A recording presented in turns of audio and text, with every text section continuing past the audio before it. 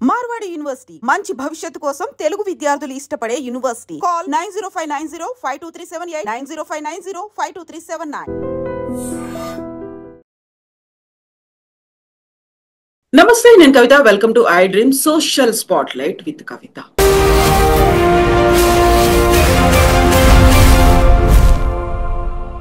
ఒక కులోన్మాద హత్య దేశవ్యాప్తంగా సంచలనం కలిగించింది. దాదాపుగా 7 ఏళ్ల తర్వాత కోర్టు తీర్పునిచ్చింది. ఒకరికి ఉరిశిక్షని, మిగతా 6గురికి యావజ్జీవ కారాగార శిక్షని విధించింది. ఇది మాత్రమే సరిపోతుందా? యాక్చువల్ గా మార్పు రావాల్సింది ఎవరిలో? ఎప్పుడు వివక్ష పోతుంది? అటు పేరెంట్స్, ఇటు పిల్లలు ఏం ఆలోచించాలి? కమ్యూనికేషన్ గ్యాప్ ని ఎలా ఫిల్ చేసుకోవాలి? ఓవరాల్ గా సమాజం ఎప్పుడు మార్పు చెందుతుంది? మాట్లాడుకుందాం. బోల్డ్ అన్ని విషయాలున్నాయి. మనతో పాటుగా ఉన్నారు ప్రముఖ హ్యూమనిస్ట్ బాబు గోగినేని గారు. బాబు గారు, నమస్కారం అండి. నమస్కారం. సో అమృత ప్రణయ్ ఇష్యూ దేశవ్యాప్తంగా సంచలనం కలిగించింది. ప్రతి ఒక్కరి హృదయాలని కలిచివేసినటువంటి సంఘటన. At the same time father Maruthi Rao మాకు ఆదర్శం. ఒక ఫ్యాన్ క్లబ్లు ఏర్పడ్డాయి. మారుతీరావు అంకుల్ ఫ్యాన్ ని నేను అని చాలా గర్వంగా చెప్పుకుంటున్నారు. అంకుల్ హ్యాట్స్ ఆఫ్, అమర్ రహే మారుతీరావు. ఇలాంటి పోస్టింగ్లు అనేవి కూడా కనిపిస్తుంటాయి. 2 రకాల వరల్డ్స్ లో మనం ఉన్నామా అనిపిస్తోంది. యాక్చువల్ గా ఎందుకండి ఇలాంటి పరిస్థితి ప్రతిసారి పదే పదే మనం మాట్లాడుకునేలా చేస్తోంది? మొదటి విషయం అండి, ఈ తీర్పు వచ్చిన టైంలో హత్యకి గురైన ప్రణయ్, తన తల్లిదండ్రులు, తన అటు సైడ్ కుటుంబ సభ్యులు, తను ప్రేమించి పెళ్లి చేసుకుని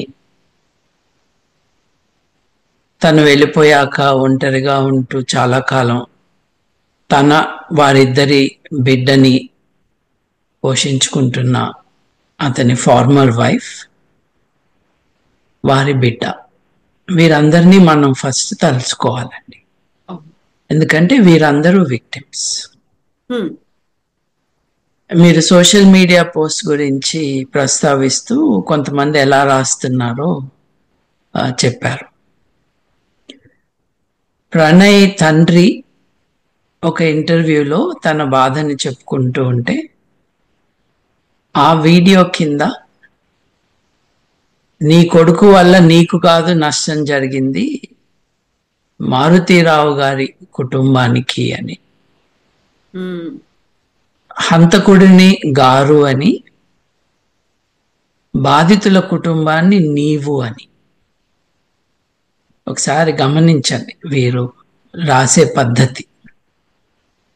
ఒక ప్రవచనకారుడి గారి కూతురు గారు టీవీలో, యూట్యూబ్ ఛానల్స్లో యాక్టివ్గా డిస్కషన్స్ కండక్ట్ చేసే ఒక ఆవిడ, లవ్ గివ్ అంట చూడు ఎక్కడి దాకా వచ్చింది అనే అర్థం వచ్చేటట్టుగా, ఏది టెంపరరీ లవ్ అంట.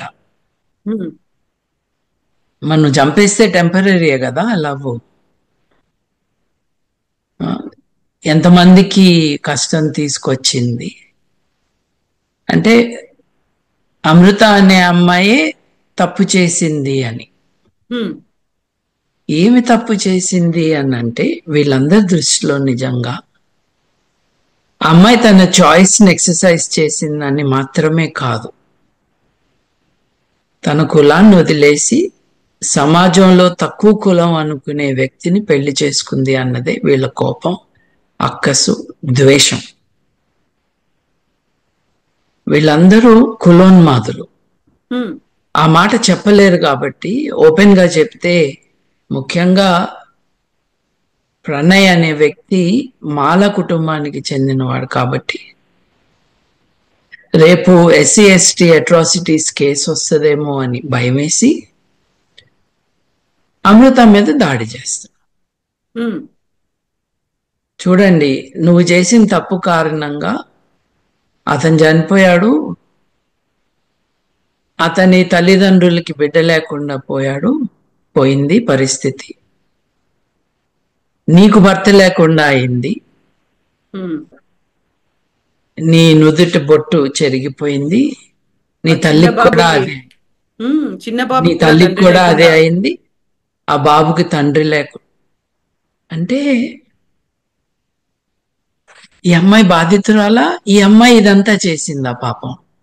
ఉమ్, నేనైతే ఇవాల్టి మాట కాదండి, ఎప్పుడైతే తన తండ్రి చేసినది తను కండెమ్ చేస్తూ స్ట్రిక్టెస్ట్ పనిష్మెంట్ తండ్రికి రావాలి అని కోరుకుందో, గట్టిగా నిలబడిందో, కుల సంఘాలన్నీ మీటింగులు పెట్టుకుని ఆయనకి జేజేలు చెప్తూ ఉన్నప్పుడు ఆ అమ్మాయి ప్రవర్తన చూసి, నేను బిడ్డ ఉంటే ఇట్లా ఉండాలి అని ఓపెన్ గా రాశాను. నేను బిడ్డ ఉంటే అలాగే ఉండాలండి. తన జీవితంలో తన సహచరుణ్ణి తను ఎన్నుకుంది. అతనేమి రౌడీ కాదు, మోసకారి కాదు, తాగుబోతు కాదు. పాపం ఇద్దరు చిన్నపిల్లలే కదండి, 20లో ఉన్నారు. అక్కడే మెయిన్ కన్సర్న్ కూడా కనిపిస్తుంది. యాక్చువల్ గా ఏజ్ డిసైడింగ్ ఏజ్ అయినా, ఒక నిర్ణయాలు తీసుకోవాలి జీవితానికి సంబంధించి, భవిష్యత్తుకు సంబంధించి, ఒక పెళ్లికి సంబంధించి అనేది, ఆ ఏజ్ ని ఎలా యాక్సెప్ట్ చేయాలి? ప్రేమ అది వేరే చర్చ అండి. ఉమ్, ఇప్పుడు ప్రేమ అన్నది కలుగుతుందండి ఏజ్తో. ఎలా ప్రేమ? ఇప్పుడు పెళ్లి ఎప్పుడు అన్నది నిర్ణయం తీసుకోవాలి. ప్రేమ అన్నది న్యాచురల్ గా వస్తుంది. Um, it is link to hormones, it is link to you liking someone. ఒక పర్సనాలిటీ, పర్సన్, వారి బాడీ, ఇవన్నీ కూడా they form inputs to your liking or disliking someone. అది వాస్తవం. ఉమ్, కాకపోతే ఎవరితో రెస్ట్ ఆఫ్ ద లైఫ్ గడపాలి అన్నది మెచ్యూరిటీతో వస్తుంది అని మామూలుగా అందరం అనుకుంటాం.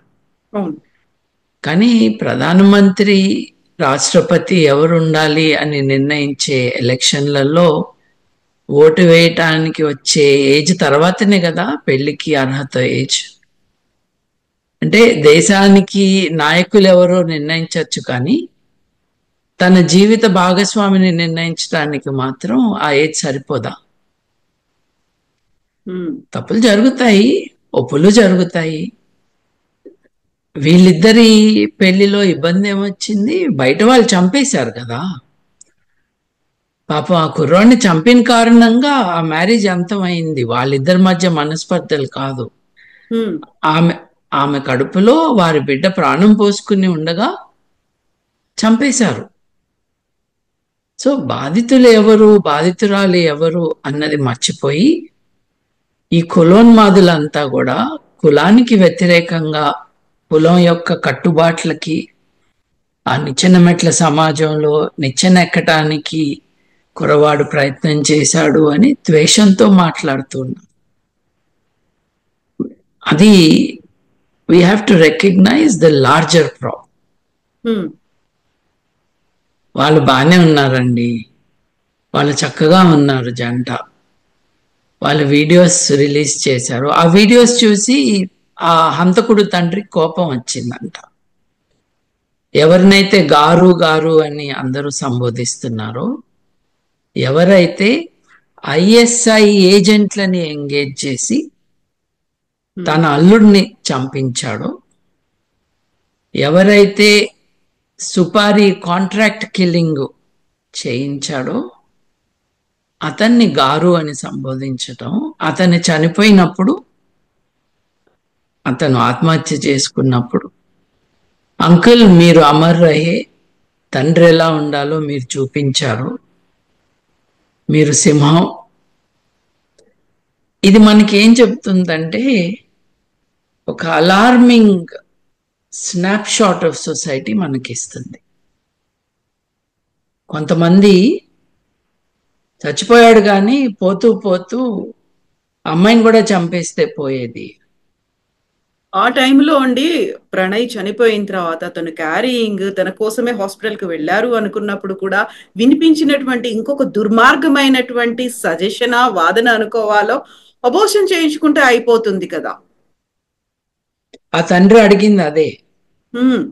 తండ్రి మీద ఎట్లా అయితే హత్యా నేరం మోపారో, ఆ హత్యని ఎనేబుల్ చేసే సాంస్కృతిక వాతావరణం, ఇంక్లూడింగ్ నేను ఇప్పుడు చెప్పిన ఒక మాజీ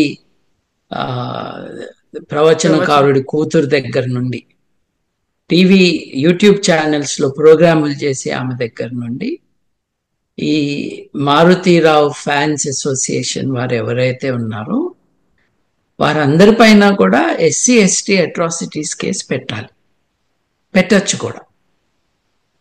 ప్రణయ్ యొక్క తల్లిదండ్రులు పూనుకుని ఆ పని చేయాలి. వాళ్ళు ఎంత అమృత అని అన్నా కూడా వాళ్ళు ఎవరిని అంటున్నారో చాలా క్లియర్గా తెలుస్తుంది. ఇది తెలివి అనుకుంటున్నారు వాళ్ళు. కానీ ఈ నేరంలో భాగస్వామ్యం ఇది ఆ కల్చరల్ అట్మాస్ఫియర్ క్రియేట్ చేయడంలో కులోన్మాదానికి ఒక స్ట్రాంగ్ రోల్ ఉన్నది. చనిపోయిన తర్వాత కూడా, హత్య తర్వాత కూడా అదే ద్వేషాన్ని రగిలించటం, ప్రమోట్ చేయటం, స్ప్రెడ్ చేయటంలో పాలు పంచుకున్న అందరూ, ఇన్క్లూడింగ్ జడ్జ్మెంట్ వచ్చిన తర్వాత ఇష్టం వచ్చినట్టు మాట్లాడిన వారందరికీ కూడా ఎస్సీ ఎస్టీ కేసులు అంటే ఏంటో అర్థమయ్యేటట్టు చేయాలండి. ఎందుకంటే హత్యని ప్రోత్సహిస్తున్న వాళ్ళు ఇంకొకళ్ళని కూడా చంపితే బాగుంటుంది కదా అనేవాళ్ళు, వాళ్ళు నేరస్తులండి. వాళ్ళు నేరస్తులు. రేపు ఎల్లుండి ఇంకొక ఇటువంటి హత్య జరిగినప్పుడు దాన్ని నార్మలైజ్ చేసి చంపటమే అసలు సమస్య లేదు అక్కడ, కానీ చంపటమే పరిష్కారం అనుకునే వాళ్ళకి తగిన బుద్ధి చెప్పకపోతే ఇది ఇంకా వైడ్ స్ప్రెడ్ అవుతుంది. మీరు క్రితంసారి నాతో మాట్లాడించినప్పుడు నేను మీకు స్టాటిస్టిక్స్ ఇచ్చాను. నిజంగా ఇది జరుగుతున్నది పాకిస్తాన్లో, మిడిల్ ఈస్టర్న్ కంట్రీస్లో చాలా ఎక్కువగా జరుగుతుంది.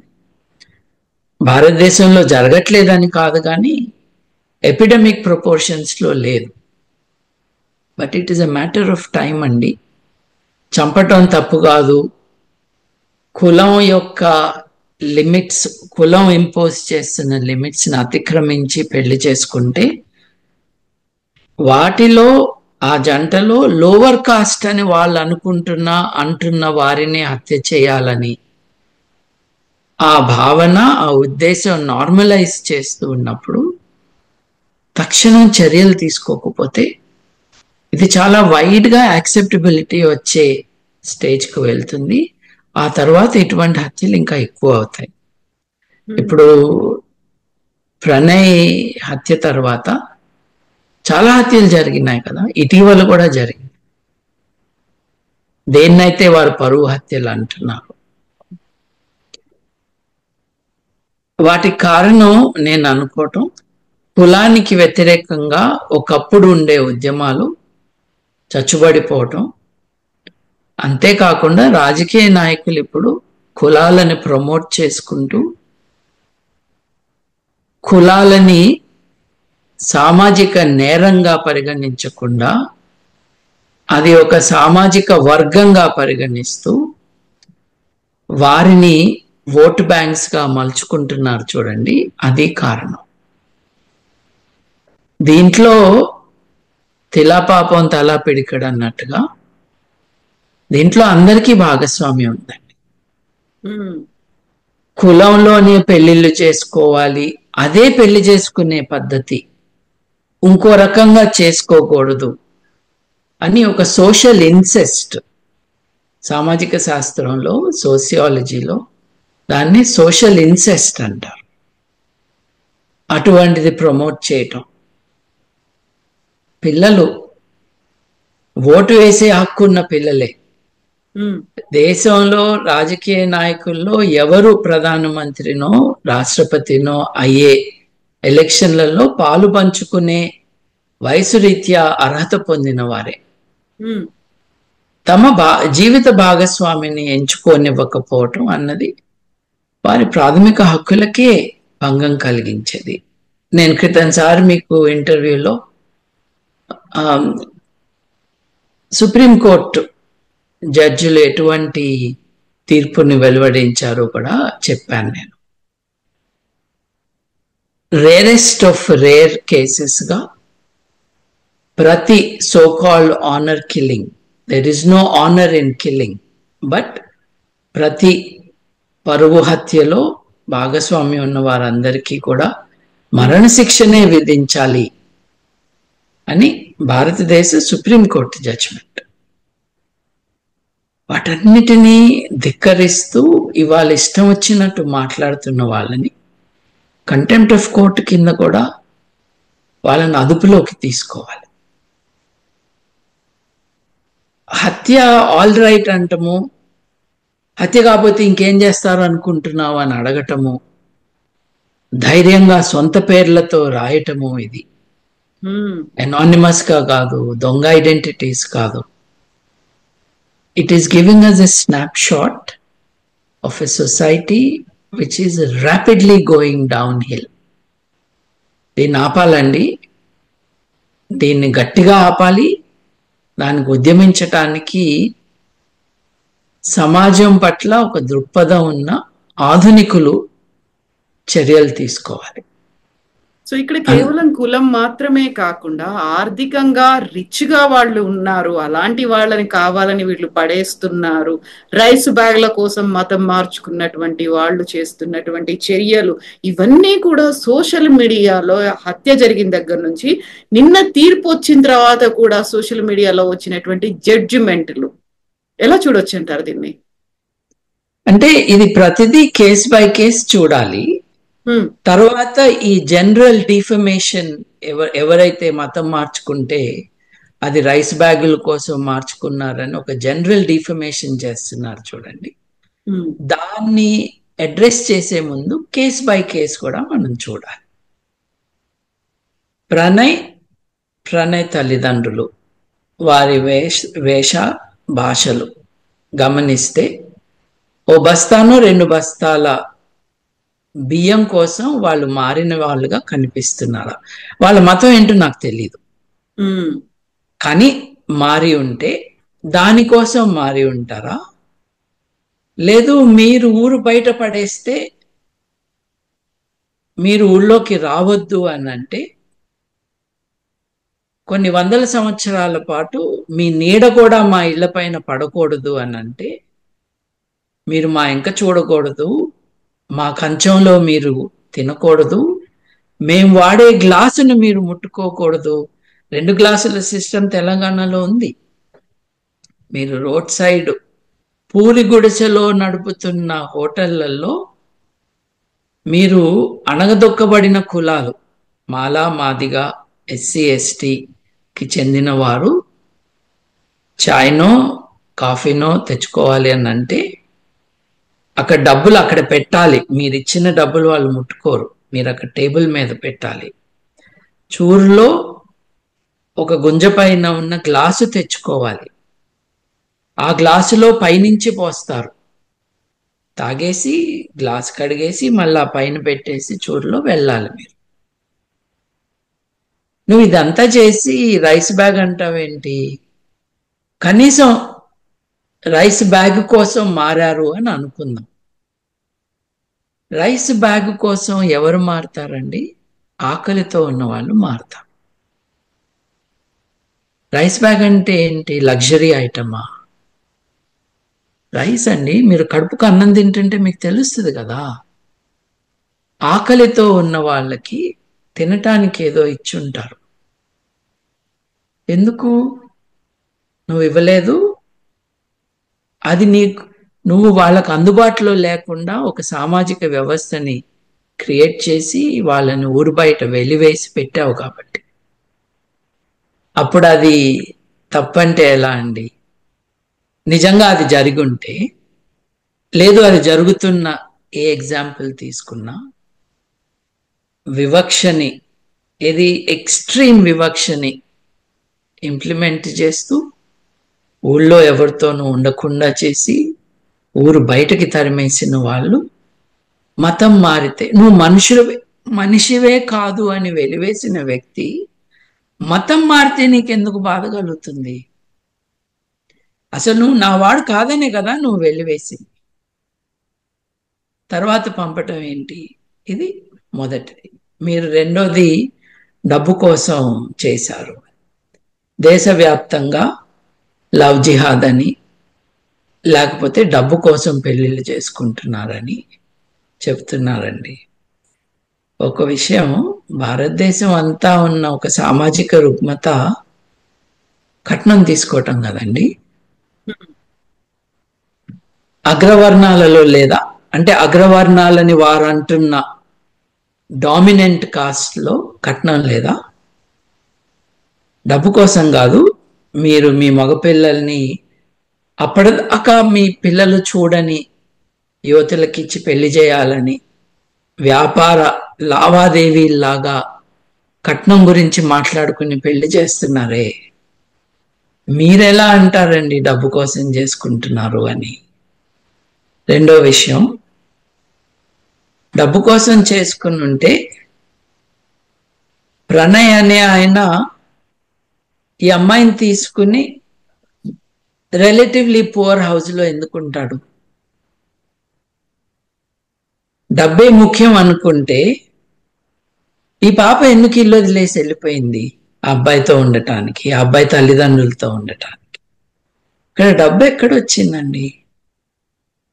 లేదు, డబ్బు లేదు. నిజానికి ప్రేమనే కనిపిస్తుంది దీంట్లో. ఒకరినొకరు సంబరంగా చూసుకుంటున్న వీడియో చూస్తే ఆ కిరాతకుడికి వీళ్ళని చంపేయాలనిపించి ఎవరు చంపుతారు అని చూసుకుని ఐఎస్ఐ ఆపరేటివ్స్ కి డబ్బులు ఇచ్చి బీహార్ నుంచి ఉత్తర భారతదేశంలో డిఫరెంట్ స్టేట్స్ నుంచి మనుషులను రప్పించి లోకల్ పొలిటికల్ యాక్టివిస్ట్ ఒకరితో కోఆర్డినేట్ చేయించి హత్య చేయించాడు. ఇవన్నీ వాస్తవాలైతే రైస్ బ్యాగ్ అని, లేకపోతే డబ్బు కోసం చేశారని అనటం ప్రణయ్ గురించి, అమ్మాయి అమృత గురించి ఏమి చెప్పట్లేదు. ఇలా మాట్లాడుతున్న వాళ్ళు మనుషులు కాదు అని చెప్తుంది మనకి. ఎందుకంటే వీళ్ళ మనసులో కరడు కట్టుకుపోయిన ప్రెజుడిస్, ప్రివిలేజ్, ఈ కట్టుబాట్లు అంటాము, ఇట్స్ వర్స్ దెన్ దట్. కులం యొక్క కట్టుబాట్లని ఎవరో బ్రేక్ చేశారన్న కోపం. ఎందుకంటే వీళ్ళకి మనుషుల కంటే కులం ఎక్కువ కావాలండి. వీళ్ళు ఆధునిక భారతదేశంలో, మన రాజ్యాంగంలో మన దేశం యొక్క ఉద్దేశం సమానత్వం, సౌభాతృత్వం. ఆ భాషలో ఆడవాళ్ళ ఇంక్లూజన్ లేదు, కానీ హ్యూమన్ సాలిడారిటీ ఉండేటట్టుగా, అందరికీ న్యాయం చేకూరేటట్టుగా ఉండే దేశం మనం నిర్మించుకుంటాము. అదే మన దేశం యొక్క ఉద్దేశం అని రాజ్యాంగంలో రాసుకున్నాం. వీళ్ళు మిస్ఫిట్స్ కదండి. ఇట్లా మాట్లాడుతూ ఇట్లా ఆలోచిస్తున్న వారు, వారికి ఎడ్యుకేషన్ ఇవ్వాలి. ఏంటంటే తరతరాలుగా వస్తూ చిన్నప్పుడు, ఇప్పుడు మనం క్రితంసారి మాట్లాడుకున్నప్పుడు నానమ్మ సంతోషం కోసం హత్య చేసిన మనవాళ్ళ గురించి మనం చూసాం. సొంత అక్క భర్తని. రైట్. అంటే దాని అర్థం ఏంటి? చిన్నప్పటి నుండి తాతలు, అమ్మమ్మలు, నానమ్మల దగ్గర లేదు తల్లిదండ్రుల దగ్గర ఇటువంటి నేర్చుకుంటున్నాం. స్కూల్లో కొంచెం కౌంటర్ బ్యాలెన్స్ అవుతుంది. స్కూల్స్ ఐడియల్ కాకపోయినా ఆ వివక్ష ఆ లెవెల్లో స్కూల్స్లో ఉండదు. ఒకరినొకరు కలవటం, ఒకరితో ఒకరు మాట్లాడుకోవటం జరుగుతుంది కదా. అందుకే యూనిఫామ్ సిస్టమ్ అనేది కూడా వచ్చిన తర్వాత కరెక్ట్, హెచ్చు తగ్గులు లేకుండా, ఎక్కువ తక్కువ అనేది లేకుండా. మా తాతగారండి లాయర్, ఆయన మద్రాస్ హైకోర్టు గుంటూరులో ప్రాక్టీస్ చేసేవారు.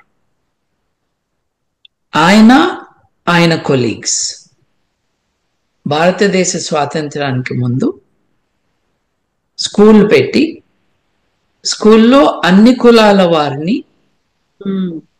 ఒకే బెంచ్ మీద కూర్చోబెట్టారు. ఈ రోజు కూడా చాలా గ్రామాల్లో జరగట్లేదండి. నేను 1930s, 40s గురించి చెప్తున్నా. అంటే ఒక 100 years ఎఫర్ట్ చేస్తే కూడా ఇంకా ఇబ్బందులు ఉంటాయి. కానీ వారు చేసిన ప్రయత్నం వారి జీవిత కాలంలో వారు రీజనబుల్ సక్సెస్ చూశారు. ఎంతో మంది ఆయన పేరు వాళ్ళ బిడ్డలకు పెట్టుకున్నారు. బికాజ్ మా నాన్నగారు ఆయన పేరు నాకు పెట్టినట్టుగా. బికాజ్ సమాజంలో మార్పు తీసుకొచ్చిన కొంతమంది పట్ల వారు ఒక రెకగ్నిషన్, ఇది గ్రాటిట్యూడ్ అనొచ్చు, but more than that it is a recognition. అలా లేదు కదా ఇవాళ కులం పేర్లు తగిలించుకోవటమే పరువు అనుకుంటున్నారు కదా. సో స్వరాజ్యం వచ్చాక మారింది పరిస్థితి. రాజకీయము, కులము, మతము కలిసిపోయిన కారణంగా ఈ నెగటివ్ టెండెన్సీస్ మనకు కనిపిస్తా ఉన్నాయి. బాబు గారు, మీరు ఇప్పుడు ఒక మాట అన్నారు, ఎడ్యుకేట్ చేయాల్సినటువంటి అవసరం ఉంది. నెగటివ్ టెండెన్సీస్ అనుకున్నప్పుడు ఈ మధ్య కాలంలో కనిపిస్తున్నటువంటి సరికొత్త ట్రెండ్ అనేది మోరల్ పోలీసింగ్ అనేది. అమృత ప్రణయ్కి సంబంధించి, ప్రణయ్ చనిపోయిన తర్వాత, బాబు పుట్టిన తర్వాత అమృత తనకంటూ ఒక ఇంట్రెస్ట్ ఉంది, దాన్ని డెవలప్ చేసుకుంది, ఒక యూట్యూబ్ ఛానల్ డెవలప్ చేసుకుంది, తాను రెగ్యులర్ గా ఏ యాక్టివిటీస్ చేస్తోంది అనేది కూడా ప్రతి దాంట్లో చూపిస్తున్నారు. పర్టికులర్ గా ఈ మధ్య కాలంలో తను వేసుకుంటున్నటువంటి డ్రెస్సుల గురించి కావచ్చు, తను చేస్తున్న పనుల గురించి కావచ్చు, తను ఎంజాయ్ చేస్తుంది, వెకేషన్స్ స్పెండ్ చేస్తుంది. దీంతో పాటుగా కరెక్ట్ గా జడ్జిమెంట్ వచ్చింది. వచ్చిన తర్వాత ఎంతలా అబ్జర్వ్ చేస్తున్నారంటే ఆ అమ్మాయిని, అమృత ప్రణయ్ అనే పేరు తీసేసింది, ఇప్పుడు అమృత వర్షిణి అని పెట్టుకుంది అనేది సోషల్ మీడియాలో రన్ అవడమే కాదు, డిజిటల్ ప్లాట్ఫామ్స్ అన్నిట్లలో కూడా, కొన్ని న్యూస్ ఛానల్స్ లో కూడా దాన్ని హైలైట్ చేసి చూపించడం. నిన్న తీర్పు వచ్చిన తర్వాత అమృత ఎక్కడ వెళ్ళిపోయింది, కనిపించట్లేదు, ఫోన్ స్విచ్ ఆఫ్ చేసుకుంది, సో డిటాచ్ అయిపోయిందా, తీర్పు రాగానే ఇంక వదిలేసిందా, ఆ స్టేజ్ దాకా వెళ్ళి మాట్లాడే పరిస్థితి. నిజంగా మీరు అన్నట్టుగా ఒక ఎడ్యుకేషన్ సరిపోతుందంటారా దీనికి? కరెక్ట్ ఎడ్యుకేషన్ అంటే ఈ టైప్ ఆఫ్ బిహేవియర్ మనకు ఉండదు కదండి. నేను బై ఎడ్యుకేషన్ 2-3 ఫార్ములాస్ 5-6 ఎక్కాలు నేర్చుకోవటం కాదు కదా. నేను అనేది విద్య, మాట, మన్నన ఇవన్నీ కూడా నేర్పించటం స్కూల్లో టీచర్లు, ఇంట్లో తల్లిదండ్రులు చెప్పటం అన్నది చాలా ముఖ్యం. ఒక multi cultural society, multi layered society, వివక్ష బాగా ఉన్న సమాజం, దీంట్లో మనం మనుషులుగా మన బాధ్యతని ఎలా నిర్వర్తించాలి, మనం ఏమి నేర్చుకుంటే కరెక్ట్గా మనం బిహేవ్ చేయగలుగుతాము అన్నది would be the essence of education. ఎందుకంటే ఈ ఫార్ములాస్ బుక్ చదివినా వస్తాయి కదా, కానీ ఈ ప్రవర్తన, వీరి వర్తన ఎలా ఉండాలి అన్నది నేర్పించే సమాజానికి వాళ్ళు they are fit for society అన్న స్టేజ్కి తీసుకురావటానికి స్కూల్ వ్యవస్థ కావాలండి, విద్యా వ్యవస్థ కావాలండి, ఆధునిక విలువలు నేర్పించాలండి. ఇకపోతే మీరు అన్నారు చూడండి, సోషల్ మీడియాలో కామెంట్స్ చేస్తూ ఉన్నారు, వీరు మోరల్ పోలీసింగ్ చేస్తున్నారు. మోరల్ పోలీసింగ్ కంటే కూడా నా దృష్టిలో వీళ్ళు స్టాకింగ్ చేస్తున్నారు. అంటే ఒకరిని వెంటబడుతున్నారు, వారి జీవితాన్ని వారి ఇష్టం వచ్చినట్టుగా మలుచుకోవటానికి అవకాశం అంటే వీళ్ళెవరు వెళ్ళి ఆ అమ్మాయిని రోడ్డు మీద అడ్డం నుంచుని ఇది చేయొద్దు అనేవాళ్ళు కాదు.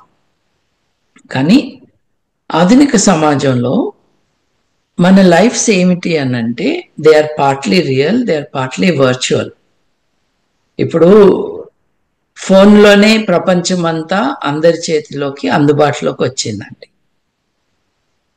ఫోన్లో చాలా మంది ఫోను బయట, ఫోను లోపల బతుకుతూ ఉన్నారు. ఏదైనా ఒక వార్త చూస్తే స్పందించటము, దాంట్లో రాయటం. ఒకప్పుడు ఈ పాన్ డబ్బా దగ్గర బీడీలు కొనుక్కోవటానికి, పాన్ చుట్టించుకోవటానికి వెళ్ళి అక్కడే ఒక కాఫీ తాగి ఓ నలుగురిని కలిసి మాట్లాడుకునే అడ్డాలుగా ఉండేవి ఇటువంటి ప్లేసెస్. ఈరోజు ఆ అడ్డాలు లేవు కదండి. న్యూస్ పేపర్ కొనడానికి మీరు పాన్ డబ్బా దగ్గరికి వెళ్ళక్కర్లేదు, మీకు నెట్లో వస్తుంది. మీరు సోషలైజ్ అవ్వటానికి సోషల్ మీడియాని వాడుతున్నారు. నిజానికి అది యాంటీ సోషల్ మీడియా మోస్ట్లీ, కానీ దాన్నే వాడుతున్నారు. కొత్తగా అడ్డా ఏదైతే క్రియేట్ అయిందో అది వర్చువల్ అడ్డా అండి. చాలా మంది దాంట్లో బతుకుతున్నారు. వారి భావాలు, వారి వికారాలు అన్నీ కూడా అక్కడే ఎక్స్ప్రెస్ చేసుకుంటున్నారు.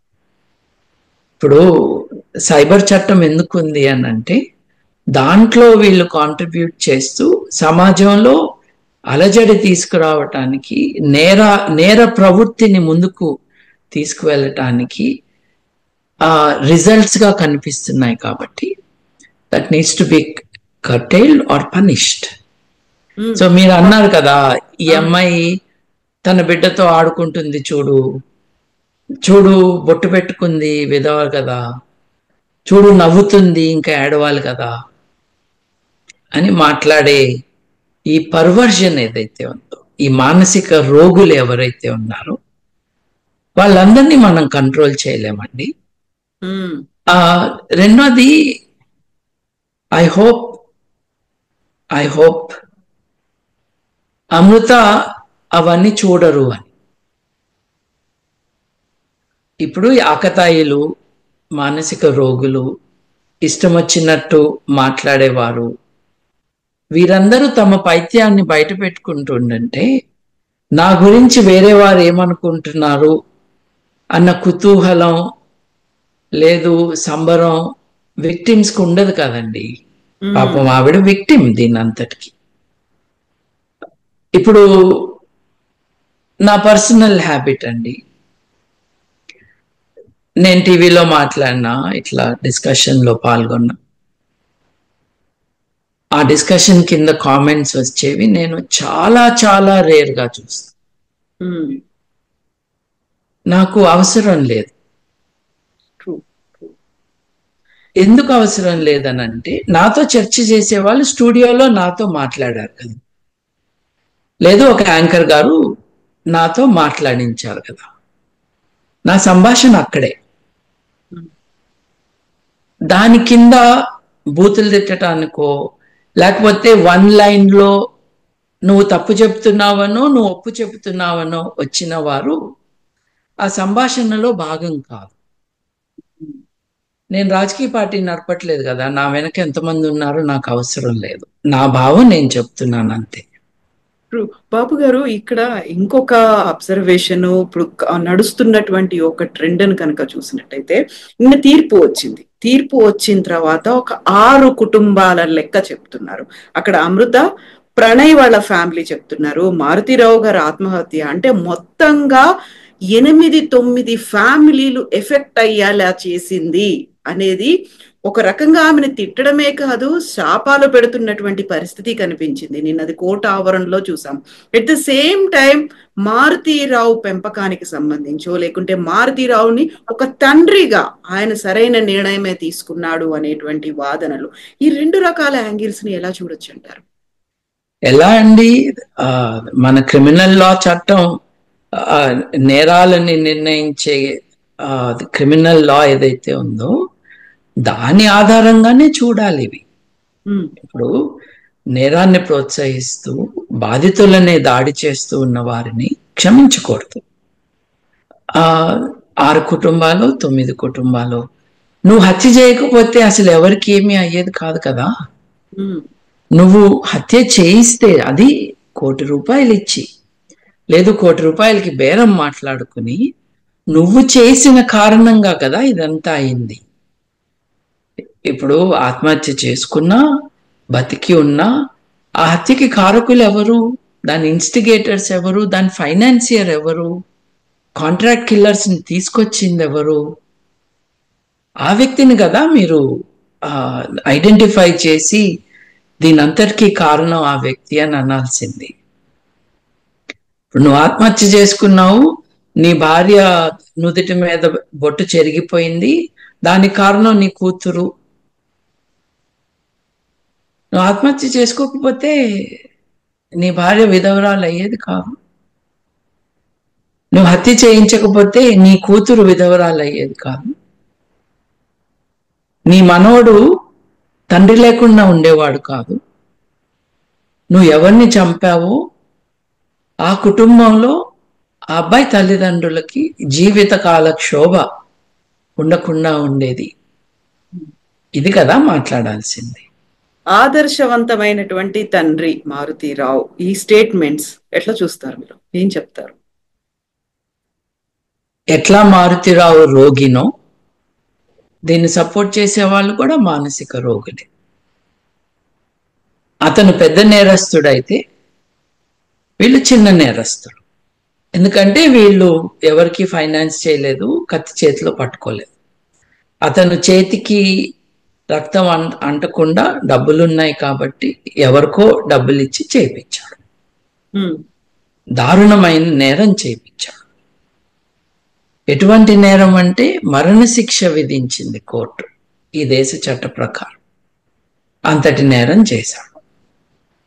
అతన్ని గొప్పవాడు అని అంటే ఒక టెర్రరిస్ట్ని గొప్పవాడని గుడి కడతాను అంటే ఎట్లా ఉంటుందో, కాశ్మీర్లో హత్యలు చేస్తున్న వాళ్ళకి సపోర్టుగా ర్యాలీలు తీస్తున్నప్పుడు వారిపైన ఎటువంటి చర్యలు తీసుకుంటా ఉంటుందో భారతదేశ ప్రభుత్వం, అలాగే వీళ్ళపైన కూడా తీసుకోవాలి.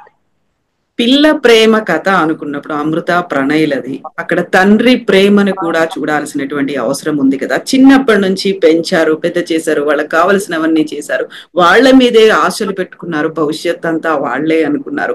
ఆ టైంలో అక్కడ పెంచినటువంటి తల్లిదండ్రుల్లో లేకుంటే ఆ కుటుంబానో కాదని ఇంకొకరి దగ్గరికి వెళ్తున్నారు. తండ్రి ప్రేమను ఎందుకు అర్థం చేసుకోలేకపోతున్నారు? ఆయన పడ్డ మానసిక ఆవేదన ఉంటుంది, ఒక సంఘర్షణ అనేది ఉంటుంది, దాన్ని ఎందుకు పట్టించుకోవట్లేదు అనే ప్రశ్న వస్తుందండి. అంటే ప్రేమ అంటే ఏంటో అర్థం కానప్పుడు ఇటువంటివన్నీ వస్తూ ఉంటాయి. మన బిడ్డలు మన ఆస్తిగా, మన బిడ్డలు మన కేర్లో ఉన్న చిన్నప్పుడు లిటిల్ హ్యూమన్ బీయింగ్స్. వారు పెరుగుతున్న కొద్దీ వారి పర్సనాలిటీ వాళ్ళు డెవలప్ చేసుకుంటారు. ఆ పర్సనాలిటీని షేప్ చేయటమే తల్లిదండ్రులుగా మన బాధ్యత. వారికి మంచి చెడు విచక్షణ నేర్పించడం, నిజం అబద్ధం ఎలా తేల్చుకోవాలో చెప్పడం. ఇప్పుడు స్కూల్లో పద్యాలు నోటుకొచ్చేటట్టు నేర్పించటాలు, ఫార్ములాస్ నేర్పించటాలు, పొద్దున్న 4ంటికి నిద్ర లేపి స్పోర్ట్స్ కూడా లేకుండా రాత్రి 10 వరకు పాఠాలు చెప్పించి ఐఐటిలోకి పంపించటాలు పేరెంటింగ్లో భాగం కాదు. పేరెంటింగ్లో భాగం పిల్లలకి మంచి విలువలు వచ్చేటట్టుగా చేయటం. ఆ పాప ఏం చేసిందండి? ఆ పాప ఎవరినో ప్రేమించిందండి. ప్రేమ అన్నది చెడ్డది కాదు కదా. ఓకే, ఆ పార్ట్నర్ కరెక్ట్ కాదు, ఇంకో పార్ట్నర్ కరెక్ట్ అని తల్లిదండ్రులు భావించవచ్చు. భావించటంలో తప్పులేదు. ఎందుకంటే పిల్లల్ని స్కూల్కి పంపిస్తారు, రోజు పిల్లలతో సంభాషించి వాళ్ళ ఎక్స్పీరియన్సెస్ ఏంటి, ఎలా ఉంటే బాగుంటుంది, ఎలా ఉండకపోవటం కరెక్ట్, వారి చాయిసెస్ ఏంటి అని తల్లిదండ్రులు are a part of that choice and decision making. 10వ తరగతికి ముందే తమ కూతురు ఎవరినో లవ్ చేస్తున్నాను అంటే obviously it is under age love. దానికి అర్థం హత్య కాదు చేయాల్సింది. దానికి అర్థం you talk to the person, you educate the person, you educate the other person. మీకు ఒకటి చెప్తాను. గాంధీ గారు వైశ్యుడు, ఆయన కులాన్ని వదిలేశారు కానీ వర్ణం కరెక్టే అని చెప్పారు. ఆయన గాంధీ గారు ఆశ్రమంలో, మళ్ళీ గుర్తు చేస్తున్నాను, మారుతీరావు లాగానే ఆయన కూడా వైశ్య కుటుంబంలో పెరిగారు. ఆయన తండ్రి చాలా ధనవంతుడు, పోర్బందర్ రాజ్యానికి ఆయన ప్రధానమంత్రి. గాంధీ గారి ఆశ్రమంలో గాంధీ గారి అబ్బాయి, అదే ఆశ్రమంలో బ్రాహ్మణుడైన భారతదేశానికి ప్రప్రథమ ఆఖరి భారతీయ గవర్నర్ జనరల్ అయిన రాజగోపాలాచారి కూతురు. ఇద్దరు ఒకరినొకరు అక్కడ చూసుకున్నారు. దేవదాస్ గాంధీ, గాంధీ గారు అబ్బాయి పేరు. వీరిద్దరూ మాకు ప్రేమ కలిగింది, మేము పెళ్లి చేసుకుంటాము అన్నారు. గాంధీ గారు చట్ మన కులం వేరు వాళ్ళ కులం వేరు అని అనలేదు, రాజగోపాలాచారి అనలేదు. గాంధీ గారు ఏమన్నారంటే మీది ఇన్ఫాచ్యుయేషన్ అయి ఉండొచ్చు, ఒక 5 ఏళ్ళు ఆగండి అన్నారు. వాళ్ళు నిజంగా 5 ఏళ్ళు ఆగి తల్లిదండ్రుల అంటే రాజగోపాలాచారి భార్య ఎప్పుడో చనిపోయింది, తండ్రి గాంధీ గారి ఆశీస్సులు, రాజాజీ గాంధీ గారి ఆశీస్సులతోనే వాళ్ళు పెళ్లి చేసుకున్నారు. దెర్ ఈస్ అన్ ఇన్పుట్, తప్పకుండా తల్లిదండ్రులకి ఇన్పుట్ ఉండాలి ఈ చాయిసెస్ లో. అది ఇంపోజిషన్ కాదు, తామే నేరస్తులుగా మారే రోల్ తీసుకోకూడదు. ఓకే, కోపం వచ్చింది, నువ్వు మా మాట వినట్లేదు, దీని కారణంగా నువ్వే జీవితంలో ముందు ముందు కష్టాలకి లోనవుతావు, అది మాకు ఇష్టం లేదు కాబట్టి నీ కోసం మేము వద్దంటున్నాము, మా కోసం వద్దనట్లేదు, నీ కోసం వద్దంటున్నాం, నీ ఫ్యూచర్ పాడవుతుందని అంటున్నాం. చూడు, నువ్వు చదువుకున్నావు, ఆ వ్యక్తి చదువుకోలేదు, నువ్వు రేపు ఉద్యోగానికి వెళ్తావు, ఆ వ్యక్తికి ఉద్యోగం ఉండదు, మీ ఇద్దరి మధ్యన ఈ గ్యాప్ ఏదైతే ఉందో అది చాలా కష్టం అవుతుంది. ఎందుకంటే ఫ్రెండ్స్ గా ఉండటం వేరు, marriage and establishing a family and having children is a different. ఇప్పుడు ఇద్దరు మిత్రులు విడిపోతే there will be emotional hurt. పెళ్ళప్పుడు, పెళ్లి తర్వాత ఆస్తుల విభజన జరగాలి, పిల్లల బాగోగుల విషయంలో ఎవరి బాధ్యత ఏంటో తెలుసుకోవాలి.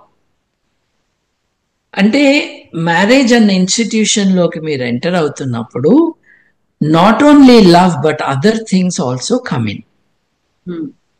ఈ అదర్ థింగ్స్ అన్నవి ఒక్కొక్కసారి లవ్ ని డ్యామేజ్ కూడా చేస్తాయి. కాబట్టి మనం జాగ్రత్తగా ఆలోచించుకుందామమ్మా, ఇద్దరం కలిసి మాట్లాడుకుందాం. ఇప్పుడు అబ్బాయి గాని అమ్మాయి గాని ఇద్దరు ఎవరు శత్రువులు కాదు, మనం కలిసి let us discuss and decide అని చేసి ఉండొచ్చు కదా, అలా చెయ్యాలి కదా. పిల్లలు ఎందుకు తప్పు చేయరండి, చేస్తారు.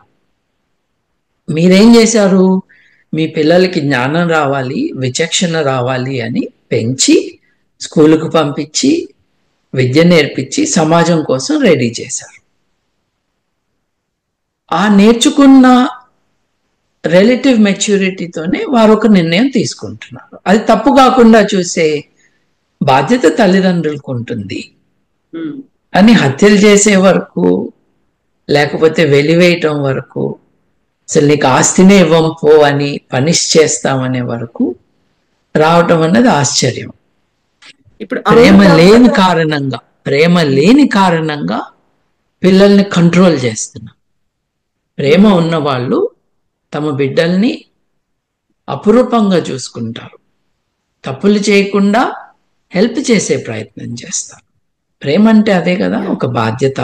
ఎగ్జాక్ట్లీ. ఇప్పుడు ప్రేమ లేని కారణంగా కంట్రోల్ చేస్తున్నారు అనుకున్నప్పుడు అమృత ప్రణయ్ ఇష్యూ సంబంధించి ప్రణయ్ హత్య తర్వాత ఎన్నైతే కథనాలు వచ్చాయో, డాక్యుమెంటరీలు కూడా అన్నీ వచ్చాయి. యాక్చువల్ గా what is good, what is bad అనేది, పిల్ల ప్రేమ, సైకాలజీలు, సమాజం, వివక్ష, వీటన్నిటి గురించి కూడా మాట్లాడుకునేటువంటి ఒక పెద్ద చర్చ జరిగినప్పుడు సినిమాలు కూడా వచ్చాయి. తండ్రికి సంబంధించినటువంటి ప్రేమను చూడాలి అనేది అక్కడ ఒక రకమైనటువంటి క్లియర్ డివిజన్ లాగా కనిపిస్తుంది. ఎస్, వీళ్ళు తప్పు, ఇది కరెక్ట్, ఈయన చేసిందే కరెక్ట్ అనేటువంటి వాదనలు, దానికి సంబంధించి కొన్ని ఎవిడెన్సెస్ ని, సైకాలజీని, సమాజాన్ని అంతా చూపించి అక్కడ ప్రేమని, ఏ ప్రేమను చూడాలి, ఈ పిల్ల ప్రేమను చూడాలా, తండ్రి ప్రేమను చూడాలా, ఈ రకమైనటువంటి చర్చ యాక్చువల్ గా ఏం జరగాలి?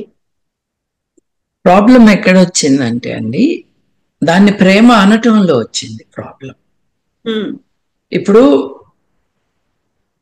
చాలా మంది సినిమా వాళ్ళు, మీరు డాక్యుమెంటరీస్ అన్నారు, సినిమానే తీశారుగా, మర్డర్ సినిమా, చాలా మంది డిస్కషన్ ని వారి తెలివి తక్కువతనం కారణంగా లేదు వారి బుద్ధి లేనితనం కారణంగా, లేదు బాధ్యత లేని కారణంగా మారుతిరావు చూపించింది ప్రేమ అన్నారు. మీరు రెండింటినీ ప్రేమ అన్నాక ఈ డిస్కషన్ సాధ్యమైంది. It's un unnatural discussion, it's a wrong discussion. ఎందుకైంది? నువ్వు దాన్ని ప్రేమ అన్నావు కాబట్టి, నీకు బుద్ధి లేదు కాబట్టి. తండ్రి ప్రేమ అని ఎలా అంటావు?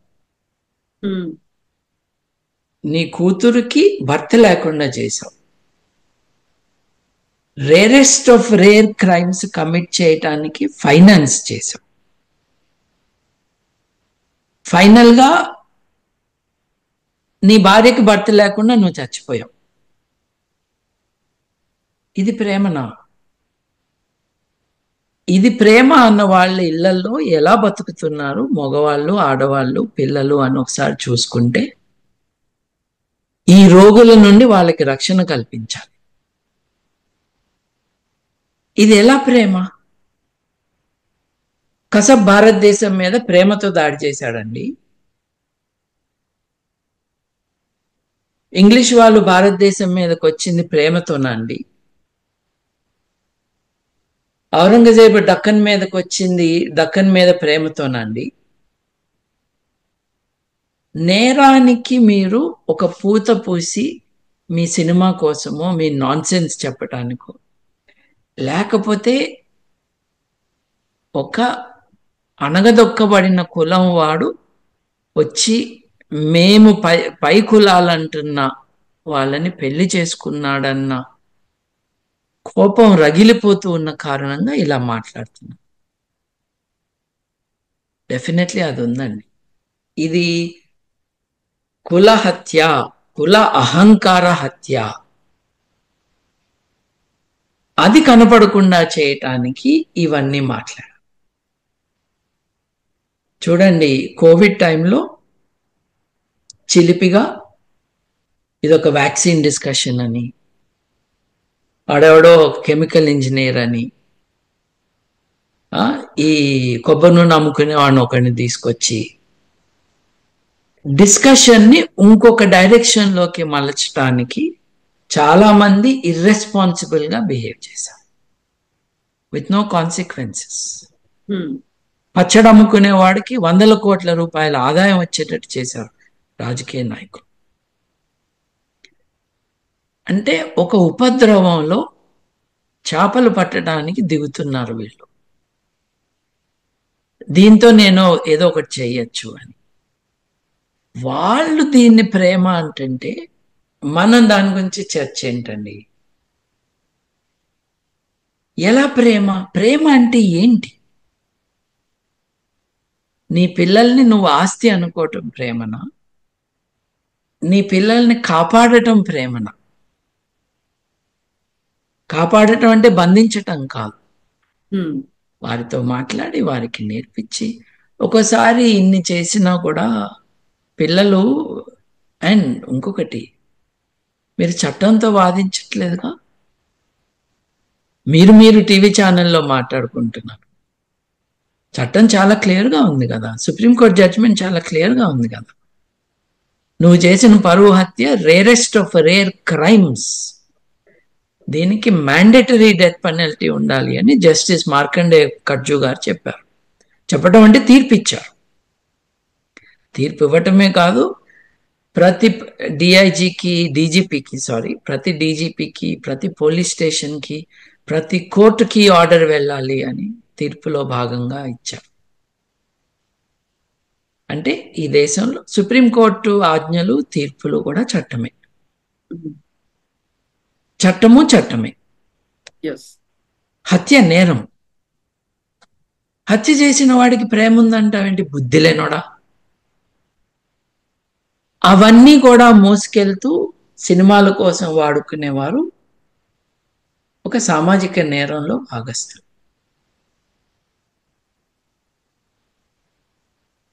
ఎస్ బాబు గారు, థ్యాంక్ యూ సో మచ్ అండి. మళ్ళీ ఒక కంక్లూడింగ్ పాయింట్ చెప్పుకోవాలి అంటే ఇలాంటివి జరగకుండా ఉండాలి. ఉరి సరైందే, కాకపోతే ఇంతకు మించినటువంటి చర్యలు తీసుకోవాల్సినటువంటి అవసరం ఉంది. ఇంకోసారి జరగకుండా చూడాలి. ఇలాంటివన్నీ వినిపిస్తూనే ఉంటాయి. నిజంగా మీరు చెప్పినట్టుగా ఎస్ అండి.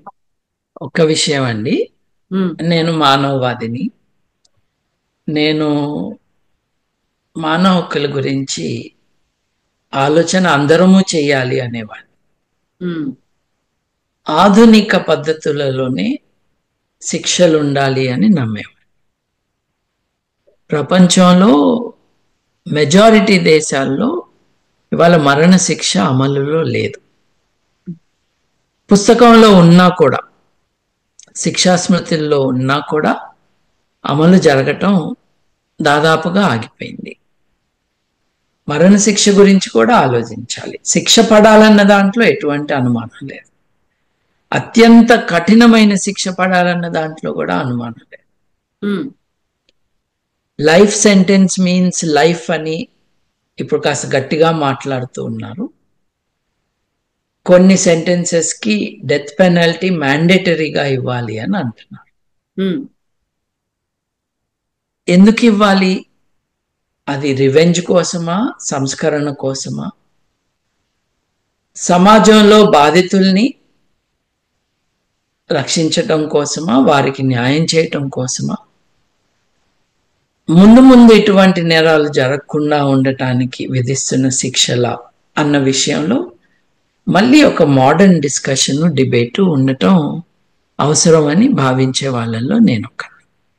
డెఫినెట్ గా అండి. ఎందుకంటే ఇప్పుడు నిన్న ఉరి శిక్ష విధించిన తర్వాత చాలా మంది ఉరి సరైందే, జరగాల్సిందే, ఇంకా ఏంటి బహిరంగంగా ఉరి తీయండి, అందరూ చూసేలా ఉరి తీయండి, సో దట్ అందరికి బుద్ధి వస్తుంది, ఇలాంటి తప్పులు మళ్ళీ జరగకుండా ఉంటాయి అనేటువంటి వాదన కూడా వినిపించింది. కాబట్టి ఇట్లా మాట్లాడే వాళ్ళు ఆదివారం కోడి తీసుకొచ్చి మెడ కొయ్యమంటే కొయ్యరండి. వీళ్ళు మళ్ళీ షాపుకి వెళ్ళి తెచ్చుకుంటారు కోడిని. నోటికొచ్చింది మాట్లాడే ఉన్మాదం, అనాలోచితంగా మాట్లాడే జనాలు ఎక్కువైపోతున్నారు. బహిరంగంగా ఉరి తీయటాలు, రాళ్ళు పెట్టి కొట్టటాలు ఇట్లాంటివి మధ్యప్రాచ్య దేశాల్లో, సౌదీ అరేబియాలో కానీ, యెమెన్లో కానీ, ఇరాన్లో కానీ జరుగుతూనే ఉన్నాయిగా. క్రికెట్ మ్యాచ్లు చూసి తరించే మీకు బహిరంగంగా ఒక మనిషిని చంపుతుంటే చూసేటటువంటి హృదయం, మనసు, ధైర్యం ఉంటుందండి. నోటికొచ్చిన మాటలు అనాలోచితంగా మాట్లాడటం. బహిరంగంగా పెడితే టికెట్ కొనుక్కుని వస్తావా? బుద్ధి లేనోడా. శిక్ష పడాలి అంటాం వరకు కరెక్ట్. ఎటువంటి శిక్ష అన్నది మానసిక శాస్త్రవేత్తలు, న్యాయ కోవిదులు, పోలీసు వ్యవస్థ వీరందరూ కలిసి విద్యా వ్యవస్థలో ఏది ఎడ్యుకేటింగ్ ద పీపుల్ యాక్టివిటీస్లో ఉన్నవారు వీరందరినీ ఇన్వాల్వ్ చేసి కరెక్ట్ శిక్ష ఏంటి అన్నది నిర్ణయించుకోవాలి. మన దేశంలో ఆల్రెడీ నిర్ణయం అయింది. నేను అనేది ఏంటంటే దాన్ని కూడా ఆలోచించుకోవచ్చు. ఎందుకంటే నేనేమంటున్నాను, ఇట్లా మాట్లాడే వాళ్ళందరూ కూడా నేరస్తులే అంటున్నాను. వాళ్ళని ఉరిదీయమంటలేదు నేను. వాళ్ళకి బుద్ధి చెప్పాలి అంట. ఎందుకంటే శిక్షలు సమాజాన్ని సేఫర్గా ఉండేటట్టుగా, బెటర్గా ఉండేటట్టుగా మార్చడానికి ఉపయోగించుకోవాలి, ప్రతీకారానికి కాదు. అందుకనే మధ్యప్రాచ్య దేశాల్లో బాధితుల కుటుంబాలు బ్లడ్ మనీ అని తీసుకుని, డబ్బు తీసుకుని వదిలేయమంట. మన దేశంలో కామన్ లాలో అది జరగదు. ఎందుకంటే నేరం రాజ్యానికి వ్యతిరేకంగా జరుగుతుంది. బాధితులు నిర్ణయించరు ఎటువంటి శిక్ష ఉండాలి అని. అంటే డీపర్సనలైజ్ చేసి న్యాయం అందరికీ జరగాలి. తప్పు చేసిన వాళ్ళకి న్యాయం జరగాలి, తప్పకుండా జరగాలి. ఆ న్యాయం శిక్ష రూపంలో జరగాలి. బాధితులకి they need to be supported, compensated. And in this case, పోలీసులని ఇష్టం వచ్చినట్టు పోలీసులను అందరూ తిడుతూ ఉంటారు కదండి. ఎంత బాగా ఇన్వెస్టిగేట్ చేశారండి రంగనాథ్ గారు అండ్ టీం. వారి ఇన్వెస్టిగేటింగ్ ఆఫీసర్, అయ్యో వారి పేరు మర్చిపోయాను నేను, వారు మిర్యాలగూడలో 200 పేజీల ఛార్జ్ షీటు, 100 మంది సాక్షుల్లో 70 మందికి పైగా విచారణకు వచ్చేటట్టు చేసి టెక్నికల్ ఎవిడెన్స్ ఇచ్చి ఒక modern way of presenting so many facts and evidences that the judge could make a decision. ఇది పోలీసు వ్యవస్థని మనం మెచ్చుకోవాలి. They did something and fairly quickly. మీరు 7 సంవత్సరాలు అన్నారు, 20 ఏళ్లకు కూడా శిక్షలు పడని చాలా నేరాలు ఉన్నాయి కదండి. దీంట్లో కరెక్ట్ గానే చేశారని నేను అనుకుంటున్నాను from what I know. Hopefully this brings a closure to the extent it is possible for Pranay Gari కుటుంబానికి, అమృత గారి కుటుంబానికి, వారి బిడ్డకి. తన తండ్రిని చంపిన వాడికి శిక్ష పడింది అని ఆ బిడ్డ పెద్దయినాక తెలుసుకోవాలి. తనకు తండ్రిని లేకుండా చేసిన వారు ఎవరో ఆ బిడ్డ తెలుసుకోవాలి. ఇప్పుడు ప్రవచనకార కూతురు అని చెప్పాను చూడండి, ఆమె తప్పంతా అమృత చేసిందని చెప్పారు. అట్లాంటి వాళ్ళ మీద కనీసం విమెన్స్ కమిషన్లో కేసు పెట్టాలి. ఎందుకంటే ఇంత దారుణమైన నేరం జరిగినప్పుడు మనిషిగా స్పందించకుండా, మరణశిక్ష పడిన వాడి కులం ఏంటి, వాడి పేరులో ఏం కులం తోకుంది, నా కులం ఏంటి, వాడికి పడితే తప్పు కదా, నా కులం వాడు కదా అని ఆలోచించే వాళ్ళు కూడా మనకు కనిపిస్తున్నారు. అంత దిగజారిపోయింది మన సమాజం, మానవ విలువలకి అంత దూరంగా ఉంది. ఒక్కసారి అందరూ మేల్కోవాలి. Because we don't want to become like Iran, Iraq, Saudi Arabia, where justice is not as civilized as it is in our country. Yes. ప్రజల సహకారంతో మనం ఆ దేశాల్లాగా మారిపోయే ప్రమాదం ఉంది. So that is my input into this question. Yes, Babu Garu, thank you so much అండి. We will talk more on other issues అండి. Thank you so much. Thank you.